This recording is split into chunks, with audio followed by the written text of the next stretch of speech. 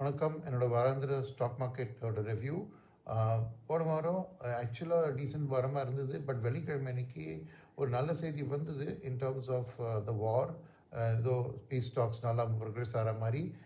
And ஆயிலோட friend கூட விலையும் ஒரு 92-93 லெவலில் வந்தது. பட் அன்றைக்கி மான்சூன் ஃபோர்காஸ்ட்டும் வந்து ஒரு 90% ஆஃப் லாங் டேர்ம் ஆவரேஜ் தான் இந்த வருஷம் மான்சூன்னு தெரிஞ்சதுன்னு மார்க்கெட் கொஞ்சம் டவுன் ஆச்சு. பட் கடைசி 1 ஹவரில் இந்த எம்எஸ்சியோட ரீபேலன்சிங்னால பாசிவ் எக்கச்சக்கமாக விற்று இன்ஃபேக்ட் எஃப்ஐஎஸ் சேல்ஸே அன்றைக்கி 21,000 கோடி விற்றாங்க.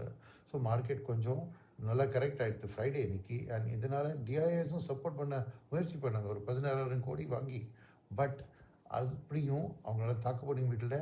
அண்ட் வாரத்தோட கெயின்ஸ் எல்லாம் பார்த்தீங்கன்னா ஏதோ நிஃப்டி வந்து ஃபைனலாக நெகட்டிவ் ஃபைண்ட் ஆச்சு. But mid small and micro நல்ல கெயின்ஸில் ஓடின்றது, நிறைய கெயின்ஸ் கிவ் அப் பண்ணி பட் ஸ்டில் பாசிட்டிவ் ஃபைண்ட் ஆச்சு. இப்போ இந்த வாரத்துக்கு பார்த்தீங்கன்னா அந்த எம்எஸ்சியோட எஃபெக்ட் இருக்காது. ஸோ மார்க்கெட்டுக்கு கொஞ்சம் ரிலீஃப் இருக்கும். வாரோட டாக்ஸ் ஆஃப்கோர்ஸ் ட்ராக் பண்ணிட்டு இருக்கணும் எப்படி இருக்கும்ன்ட்டு. பட் முக்கியமாக இந்த வாரம் 2 பெரிய டேட்டா வரப்போகுது. ஒன்று வந்து ஜிடிபி டேட்டா, இந்த போன நடந்த குவார்ட்டருக்கு எப்படி ஜிடிபி இருந்தது. ஸோ அது வந்து ஒரு அவளுடன் எதிர்பார்க்கறது. அந்த டேட்டா வச்சு அனலைஸ் பண்ணி எப்படி என்ன தெரியுது எக்கானமியோட சுச்சுவேஷன், எஸ்பெஷலி இது இயர் எண்டிங் ஜிடிபி வேறு.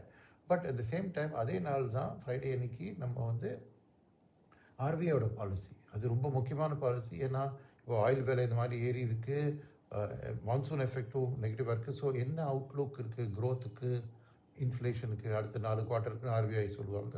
ப்ளஸ் அவங்க ஸ்டான்ஸ் மாற்ற போகிறாங்களா, பிகாஸ் ரேட் கட்டோ ரேட் ஹைக்கோ எதிர்பார்க்கல. பட் என்ன ஸ்டான்ஸ் வச்சுக்க போகிறாங்க இதுவும் தெரிஞ்சுக்கிறது முக்கியம். ஸோ இதை பேஸ் பண்ணி மார்க்கெட் ஒரு சைட்வேஸாகவே நடக்கும் இந்த வாரமும்.